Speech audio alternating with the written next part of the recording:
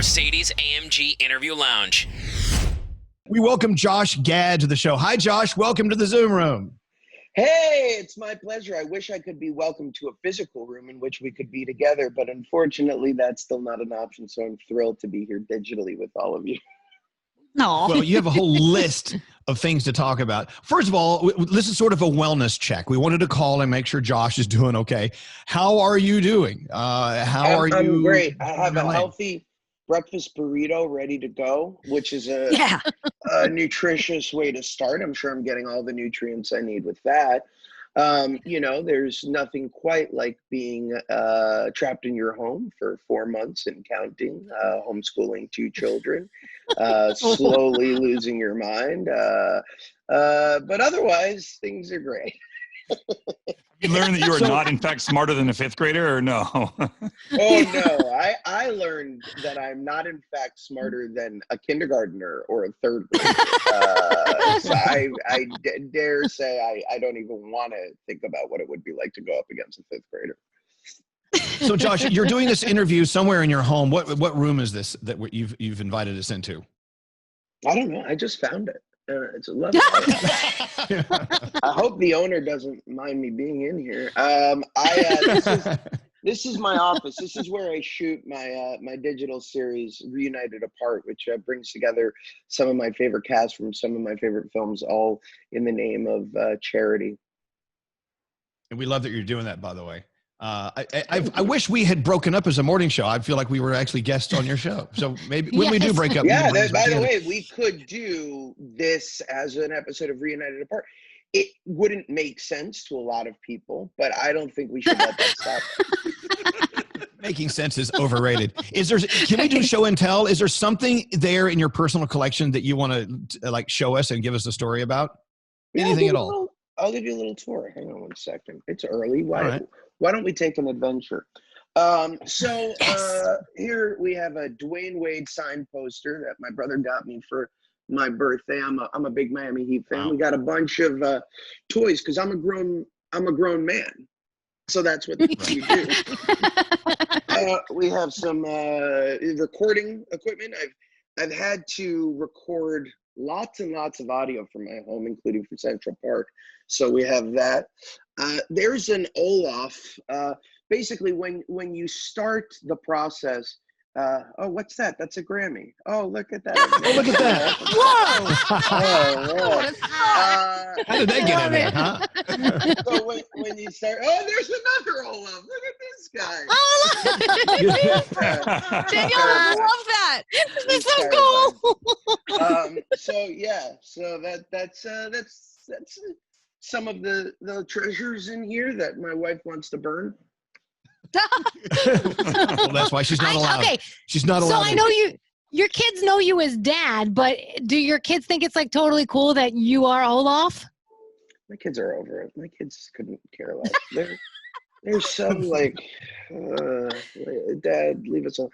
It's so funny because we were yesterday. They were on some sort of school Zoom chat, and a couple of the 3rd graders started singing songs from Central Park, which was surreal.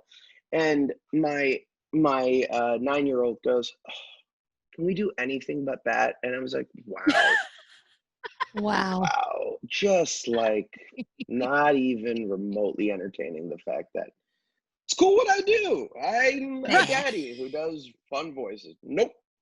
Not interested. Wow.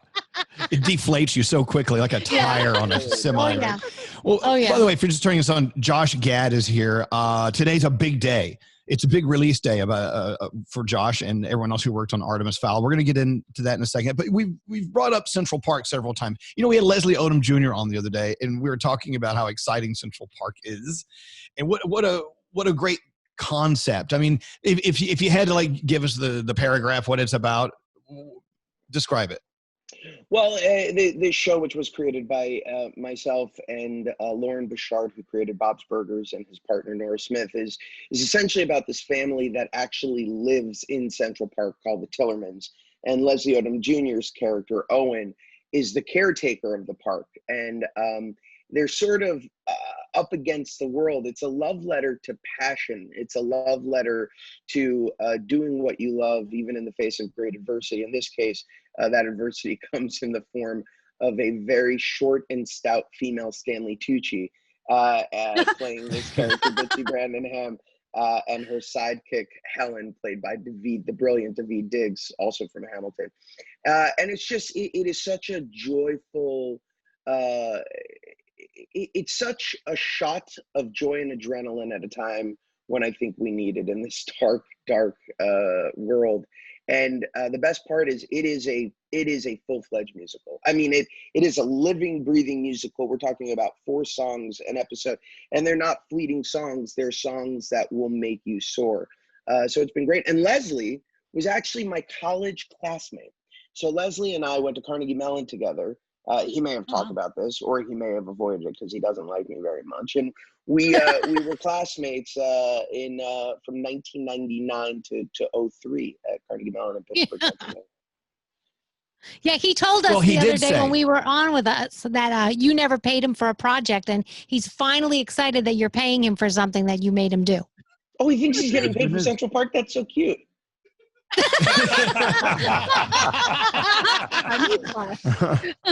All right, I'm not gonna break the news to him.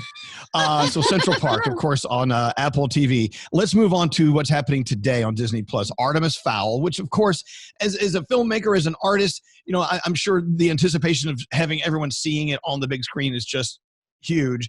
So how are you feeling about how you have to distribute it now with on the smaller tube? Are you still cool with it? Is it still as exciting for you? Nobody's a bigger fan of the cinema experience than I am. I you know, it's why I'm doing Reunited Apart. I love not only seeing movies, but I love experiencing them on the big screen with an audience. Having said that, I'm so grateful that we live in a time in which, being trapped in your house for a large swath of the country still, we have the ability to give you the gift of a big budget film, all from the safety and comfort of your home. So to me, it's a trade-off, but one that I think is worthy of the moment. As a dad of 2 little girls, I know that I'm always looking for content that we can watch that's original, that's fun, that's for everyone, and Artemis Fowl sort of checks off all those boxes. Well, this is excellent. And also your relationship with Disney Plus. You've got other stuff in the works as well, right? I heard you're doing a Beauty and the Beast prequel series, like a limited series, and also you're doing like a Honey, I Shrunk the Kids sequel. Yes. Called Shrunk. You got a lot of stuff going on. So Honey, I Shrunk the Kids is a theatrical film. Well, we hope, and depending on the state of the world in a year from now. But yeah, that's a sequel that I'm doing with Rick Moranis, coming out of retirement to reprise the role of Wayne Zielinski. That's and cool. I'm playing his son. Wow. And if there were a Beauty and the Beast prequel project on Disney Plus, I certainly wouldn't be allowed to talk about it, except to say that I'm sure it's going to be pretty unbelievable. But I can't say that, so I won't. Huh. Well, I guess my sharpshooting investigators have dug too deeply and found out some scandalous stuff here with Josh Gad. Oh, yeah. Hey, so, you know, look, I love that you're waking up so early to talk to us about, especially Artemis Fowl. I don't. I really don't love that. I'm sure you hate this crap. I don't like the fact that I'm talking to you before the sun has awoken, but go on. Well, I'm glad you did. You can go back to bed. But that's, of course, debuting on Disney Plus today. But all in all, with how the whole world is trying to find its shape in many different remarkable ways right now, how are you doing? What's your philosophy on life, and how are you feeling about the future? You know, I think that there's 2 ways to look at 2020, which is the bleakest hour for humanity in my lifetime, at least. There's either the glass is half empty and we can sort of sit and bask in the hopelessness of what's been presented to us, which, by the way, I've been guilty of over the course of the past 2 weeks plus. Or we can look at it as an opportunity, an inflection point. And I prefer to think of it in those terms, as a glass is half full approach. I think I think we can use this time, and I hope we use this time to right a lot of wrongs, to fix a lot of things. You know, I feel like the planet itself has put us in timeout to think through a lot. And I know that I'm doing a lot of soul searching, and I'm doing a lot of discovering, a lot of listening, a lot of awakening. And I hope everyone is using it, because when have we ever had the time to stop and just think and be? So that's sort of my philosophy, for better or for worse, right now. Well, I tell you, in the body of all the pieces of work that you're giving to us as your gift, we thank you, because everything you're doing is so colorful and fun and forward thinking, and that's awesome. And I don't know, do you miss live theater? Do you miss being on Broadway? Of course, Book of Mormon was just that was an okay show. More than anything, I miss live theater. I was actually, you know, I'm toying with doing something hopefully next year, and you know, it's in these uncertain times, it's difficult to think about a world in which live theater isn't available to us for the foreseeable future. But yes, I miss it terribly. Well, there's always Crosswalk the musical with James Corden. I mean, you can always do that. I love that walking through traffic is safer than doing live theater now. I love that that's where we're at. It's true. Hey, Gandhi, did you want to talk to Josh about anything before we let him go back to bed? I just have a question about where you had that Grammy strategically placed in the back corner of a shelf. Why is that? Who made you put that there? Because mine would be like in the bathroom above the toilet so everyone can see it.